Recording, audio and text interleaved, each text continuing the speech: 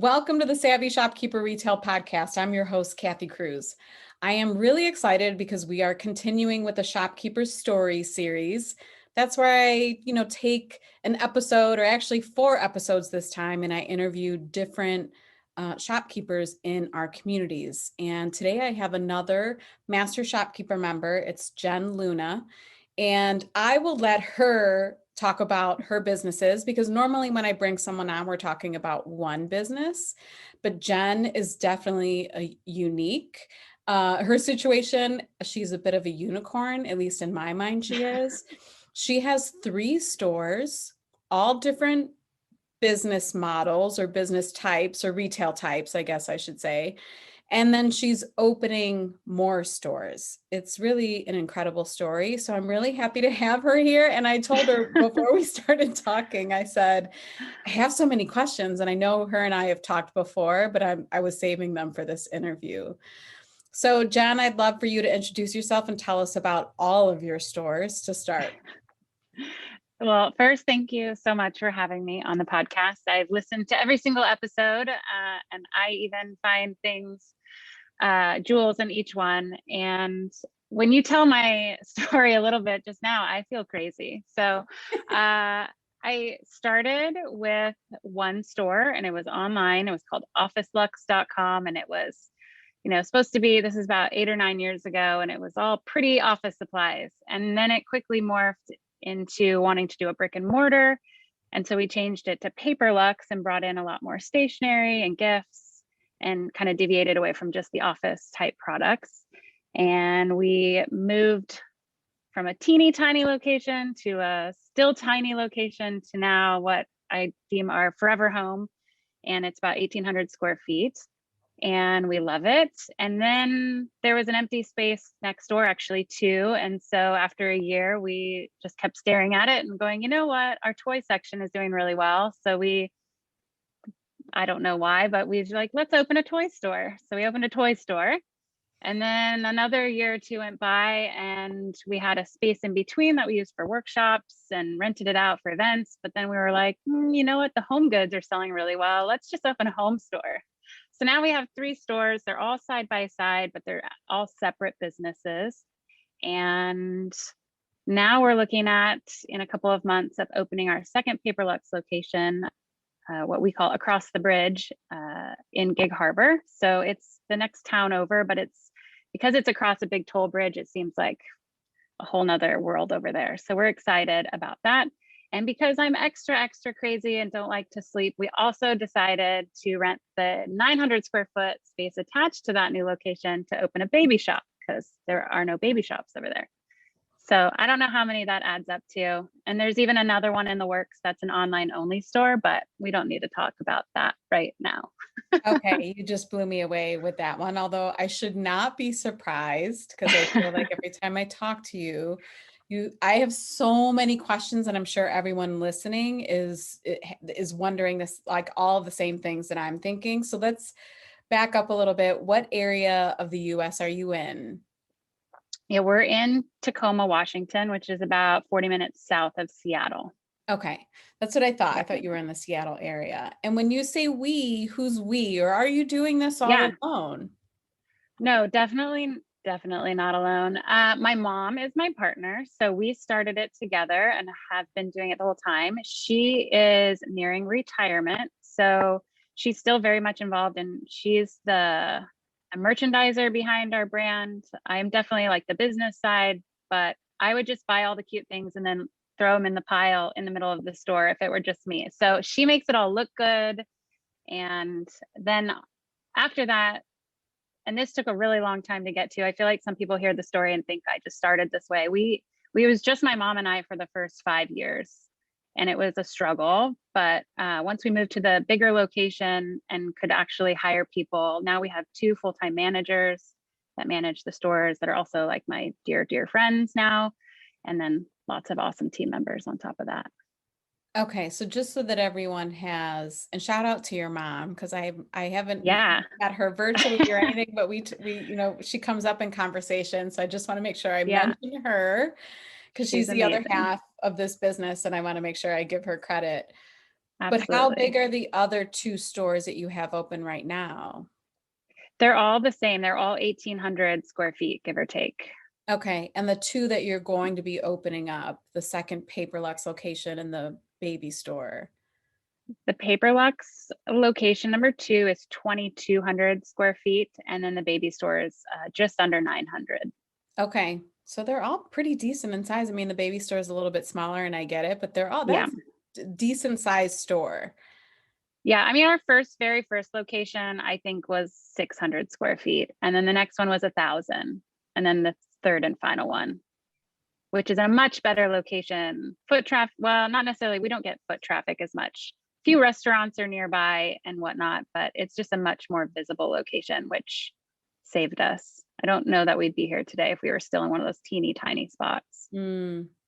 And are people in the Tacoma area, are they saying like, man, that Jen and her mom are like dominating every storefront. They're like Uh, monopolizing. we get a we get a lot of jokes that like there's a nail salon and a specialty beer store and a Thai restaurant. If any of them go out of business, everybody just knows I'll just take it over and do another store.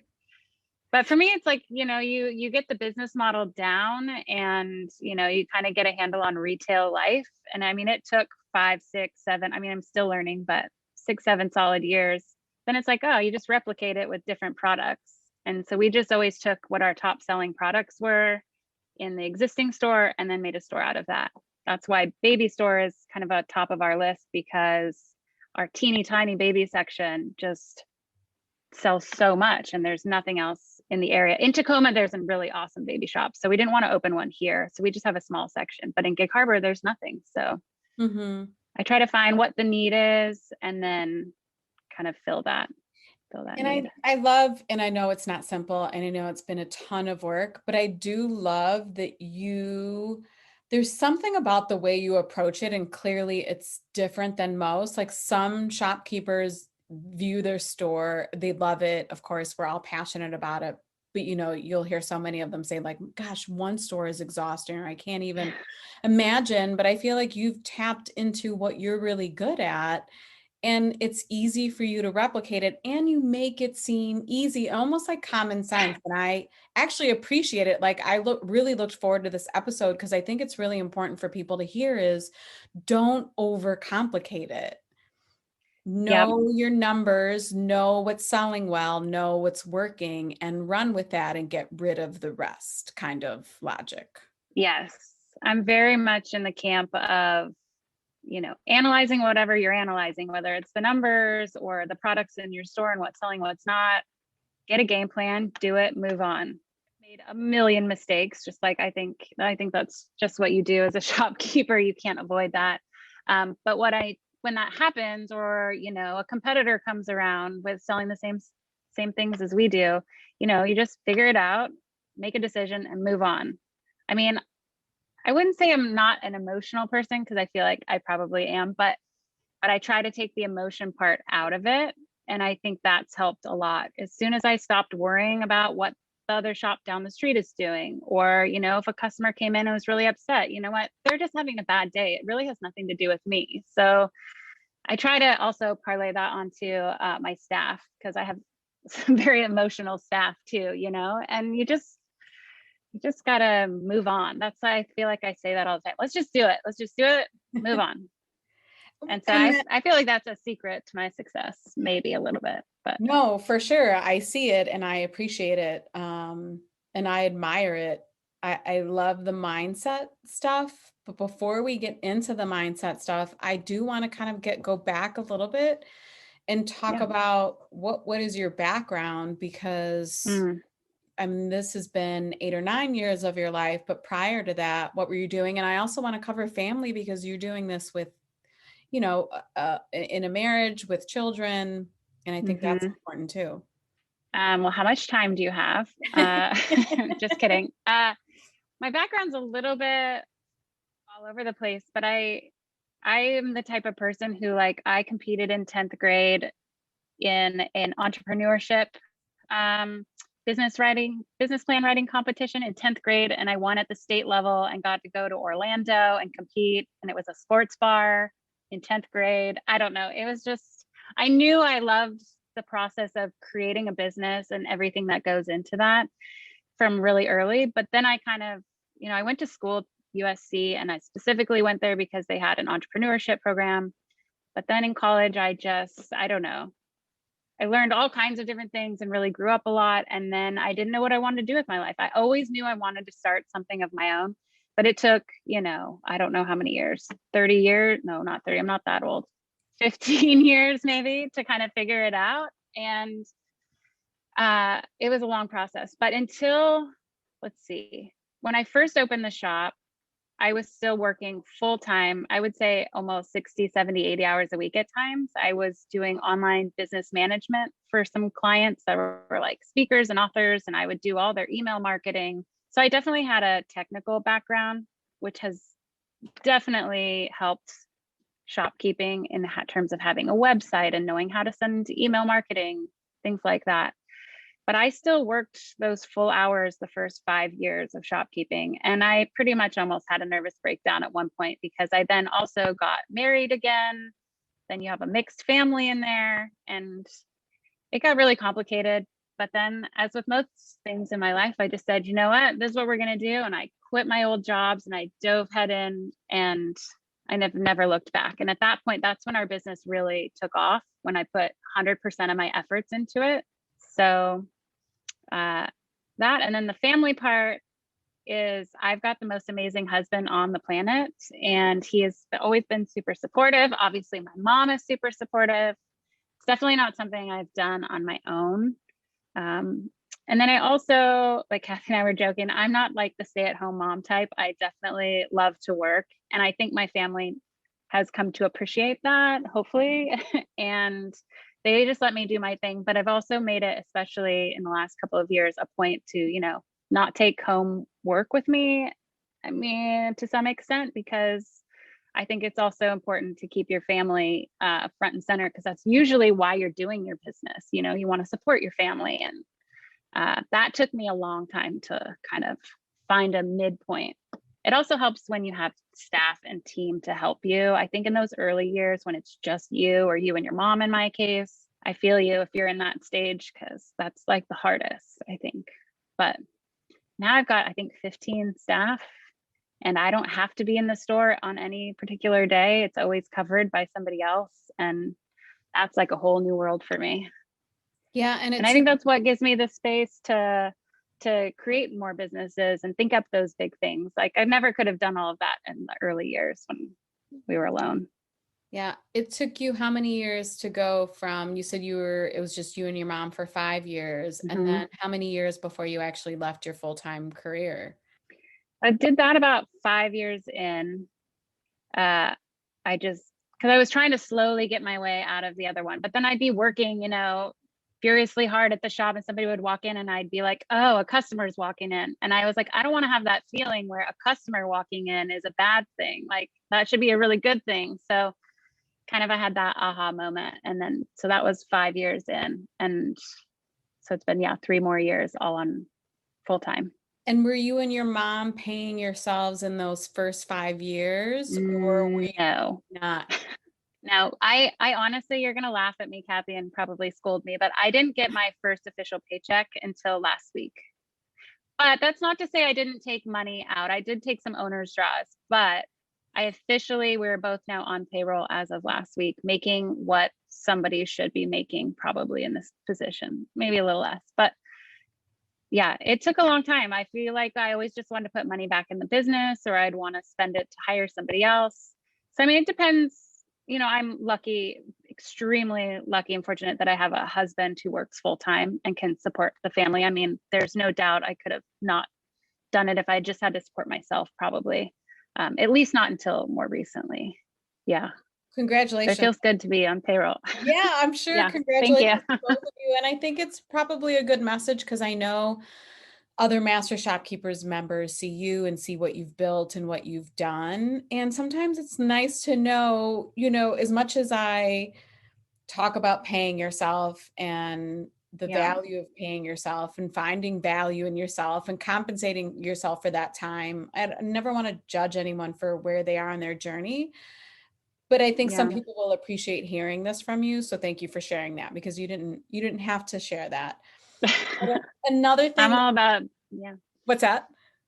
I'm all about being real. I don't know. People can ask any question they want. I will give you an honest answer. So, Love and it. I would say that like people like me, you might from the outside say, oh my gosh, she has so many businesses and her revenue is whatever. But honestly, that never tells you the true story, like ever, you know? So don't make assumptions. That's one other thing I've tried to do. Yeah, And definitely. also the FedEx man is dropping off some packages. So sorry for a little noise for a second. That's okay. You can keep going.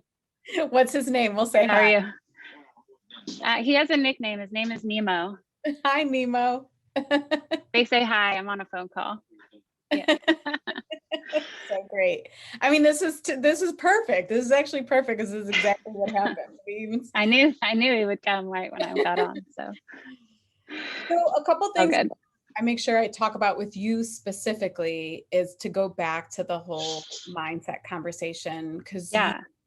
that's one thing that I find really interesting about you is you have like a just kind of like a clean mindset around things, around gifting and donating, and around Mm. competition or what others would view as competition. And I would just love for you to share some things about that, because it comes from this really abundant place and I love it. Yeah. So I had the benefit of when I mentioned my previous job that I did for quite a long time. I don't know what you call my position. I was an assistant of sorts, but to all of these people in this space of um, self growth and the law of attraction, if you're familiar with that. And I always joke, I'm not a woo woo person at all. I'm not, super religious, or I don't, I don't know. I just don't really get into all of that. But what I did take from all of those people was just this strong message of what you put out into the universe is what you're going to get back. And that has always just stuck with me. And so my mom also, I introduced her to some of the teachings of that. And then so we try to joke around about it. And like when we find ourselves in a negative space, we both just look at each other and we laugh and go, put it in a bubble and push it out, and then think of something happy. I don't know. It's so ridiculous. That's kind of why we laugh every time. But the more happy thoughts you have and the less negative thoughts you have, you're going to attract whatever you're thinking about. And so, took me a while on the competition part of it, because there are some other shops, in our area, and, you're constantly comparing yourself. And I was just like, I don't want to feel this way. So I just made a decision a few years ago that if I was following, other stores and it made me feel in a negative way, I just muted them or unfollowed them. It doesn't mean I don't, totally unaware of things going on, but if it's not in front of your face all the time, then you can't think about it. So I follow really happy accounts and just always try to what's the word, readjust my mindset. And when I find myself in a space where I'm feeling negative or being judgy, because I'm not going to lie, all those feelings still come around, but I immediately try to adjust my thinking and my feeling and go to a happier place. That might sound way easier said than done, but once you get into that practice, it's actually quite easy. I So, can't agree more. I feel the same way. It takes a lot of work, and some people ask me the same thing. And it's just, even in my own community where we have our store in Lakewood, Ohio, like luckily a lot of the business owners around me, we embrace and support each other and encourage each other. I don't mhm, luckily haven't experienced what some other store owners have. But even if I did, I mhm, would feel the same way. I would just kind of find my own place and keep my own positive mindset and shift the thoughts. Does take shift. Yeah. practice. But a lot of shifting Mhm. of thoughts happen. Shifting is the word. Yes, yes. And that doesn't mean that those other negative thoughts don't come up. I feel like some people think that you get to a point where maybe that never happens. It still happens. It's just that practice of shifting Yeah, for sure. it's human nature, and it's our brains, Yeah. and our brains are pretty incredible, and we have to work at, Yeah. sometimes changing the thoughts. Or I just recently said to someone, like, our brains just want to make us comfortable, and sometimes comfort Hmm. isn't always the most positive place or where we want to be. So I work really Right. hard at making my brain uncomfortable, because I'm like, no, that's not how I Yeah. want to feel. That's not how I want to think.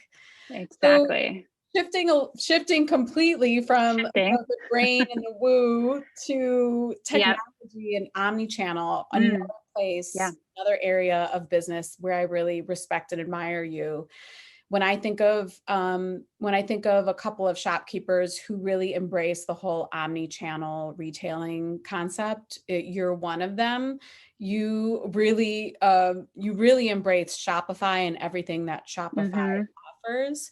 So if you're talking to a new store owner who's opening, I would love for you to share like some advice around that because you do that really, really well. You even recently said your reach on Pinterest is incredible for Hmm. pay-per-clicks. So I would love for you to just kind of touch on that. Yeah, I think we started our website, 8 years ago or whatever, on Volusion, which at the time was probably on par with Shopify. I don't even know if Shopify, it must have been in its early stages, but we kind of quickly learned that it didn't have all the things we wanted. And so I've been with Shopify, I think 7 years, pretty close. So I have a lot of knowledge with it, and we run all of our stores all on Shopify, but separate Shopify accounts. So I just figure when you're going to go all in, I did a lot of research. They had, at the time, and still do, I feel like, um, the best offerings. I don't know. I don't think any of them are perfect. Like, I know a lot of people use Square, and they're also constantly changing and improving. I just think whichever one you choose to go with, you just got to kind of go all in, but then also not be afraid to try new things. So like with Shopify, I don't know, it's kind of complicated because you have your base price and the base plan, and then you have to add on all these things to get, to an ideal website. But in my opinion, if you're going to be omni-channel and you really want to have a presence, you kind of have to take all those add-ons as an investment and not be scared at, oh wow, this is $40 more a month. Okay, well, is that $40 going to bring you in hundreds or thousands of dollars more a month? Like, I think people don't ever take that step to look at the down the road and how much that's actually going to do. So like Pinterest, we pay, I don't know how much it is, but for some program that I joke, I don't even know what it does anymore, but it brings in thousands and thousands of new people, and we don't do anything. We literally just kind of set it up in the beginning. Um, so I think you need to look at all of the technology as an investment. It's not going anywhere, obviously, at this point. So if you truly want to be a business, even if you just want to have your walk-in brick and mortar traffic, those people need to find you on their phone. They need to find you on the web. They need to find you everywhere. Otherwise, they don't anymore think that you're a legit business if they can't find you on all the channels. So, I mean, when COVID hit, we were really set up. I think this is the only reason we really, well, not the only reason, but the main reason we thrived so well through the pandemic is we had curbside pickup was already available. We already were set up to ship all of our orders, and we were just in all the places that people would need to find us. And so you can't, if you're not good at technology, you can't just ignore it and hope it's going to go away. I've had a lot of conversations around town here locally with some older shopkeepers, and they just don't know where to start. And my answer is always just start. Just get a website, start from there, ask for help, and keep growing. You can never stop learning. I never stop learning about a new app. I probably try to add an app all the time. My team's like, don't teach us anything more. Like, but there's a new cool one. Look what it does. They're like, okay, well, we haven't mastered the one from last week yet. So I don't know if I'm really making sense here, but I just feel so strongly in technology that you have to put the time and the money into it.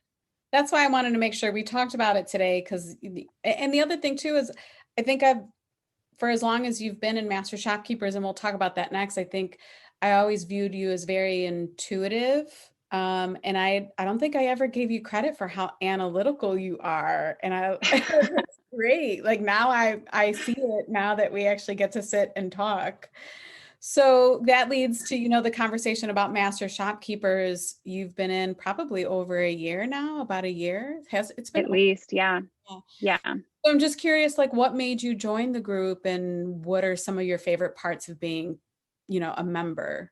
So many things. I think, I was trying to find a group of, just other shopkeepers that weren't like clothing boutique owners that or solely for clothing. I feel like there's a lot out there for that, but I wanted somebody that sells home goods or sells, I don't know, anything other than clothes. And I was really looking for somewhere where I could go and ask questions, because you can Google until you're cross-eyed and still never find like an answer. And you just want to be like, hey, you do this, tell me what it's like.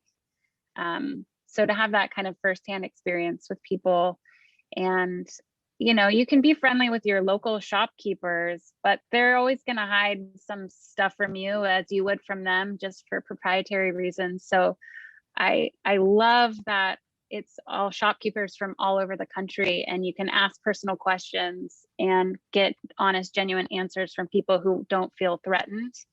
And the sense of community is just amazing. I feel like it's such a safe space, such a safe space. I don't know what else to say. I don't know how to really verbalize that, but I just love the other members. Like I'm a member of probably, I don't know, some embarrassing amount of Facebook groups, but Master Shopkeepers is like my top pinned group, and I check it obsessively. Anytime anyone comments, I'm like the first one in there to look at it. And, if I have some feedback, I'm always willing to share it. So it's just, you've really created a wonderful group of people, I think. Thank you. I appreciate that. And for someone who's listening, who's new, because not everyone has listened from the beginning, but if you're listening and you haven't heard about Master Shopkeepers, I do offer territory protection. And part of it is just to be able to create it's the safe space that I think so many members appreciate. Not that it's a clique or anything like that. That's not what I perpetuate. But there is, and I think we've talked about this in the 2 other episodes before this, but just a strong sisterhood and a strong bond. And I appreciate everything that you said. So moving on, where do you see, I mean, normally I ask, like, where do you see your business in 5 years, but like, where do you see your empire in 5 years? It's a great question. And I don't even know what I would have said 5 years ago. I probably would have just said one store. But now that I've kind of gotten the bug of like starting all these companies, I don't know. I definitely see Paper Luxe is kind of funny. It's like my baby. It's like the main one, but I feel like we'll definitely have more locations of that store for sure. And then, maybe another toy. I don't know. Our toy store works because it's next door and it's just complimentary. I don't know if I'd have more of those, but probably more of those. More of the home stores. I don't know. It's a good question. I really, really don't know. But I do know that I love the idea of starting these businesses and the freedom it gives me. And now that we're actually making some money and I can donate money, it's like my mind is a little blown. And so I think there'll be a lot more social thinking behind future businesses and making sure they're set up in ways that, align with my values and the people I want to support, and making a difference in the communities, versus up until now, it's just been like, I think it's fun, I'm going to open up a store. So I think moving forward, any other stores and ventures will definitely have, a really strong social and community aspect to them that I'm actually really looking forward to. So Well, that's incredible. That's a great way to end this episode. You are incredible. Like, seriously, I know I say it all the time. And I also want to make sure I say thank you, because when people ask questions in both Master Shopkeepers and the lab, you always show up, and I really appreciate it, especially the Shopify questions. You're always willing. And always. don't just give like a 1-sentence answer. You're really, really helpful. So I want to make sure I say thank you, because that makes a difference. The more we give in those groups, the better the groups become. So thank you for doing it. And then the more you give. What's that? I was just going to say, the more you put out in those comments, I feel like I've gotten it back tenfold, and people helping me when I have a question. So, you got to just put yourself out there and it all comes back. Yeah. Lots of give and take. We're going back to the woo again. See, I say I don't like it, but I'm totally into it. Oh yeah, it's fun. Yeah, you're a closet woo person. It's funny because at my own store with my sister, like whenever I say I'm like talking to the universe, I even have like this hand movement. Yeah, that's probably what I would do too. It's almost like jazz hands, and it's Yep. hilarious, and we laugh about it too. So I get it. All right, how can everyone find you? So of course, maybe keep it simple, like the 3 Yep. websites and the 3 Instagram usernames. Well, if you go to our Instagram for Paper Luxe, which is all together Paper Luxe, Luxe shop, so at Paper Luxe shop, it links there to our other stores. So you can go there or just paperluxe.com. So, and the other stores, if you just want to know what their names are, it's the Curious Bear Toy and Bookshop is our toy store, and the Crest Home is our home store. And then the new baby store will be called Little Luxe. Aw, I love So, it. yeah. And then maybe Yeah. I'll have to bring you back on to find out what this other online shop is. You probably weren't even Yeah. supposed to talk about that, or you weren't going to mention it, but We haven't launched it yet, but it's my most personal and most excited. I'm most excited about it, probably starting it than any other. But I have to get through opening the baby store in the second Paper Luxe location before I can really dive into it more. you So know I'm dying to know, but I'm going to leave it I'll alone. tell you.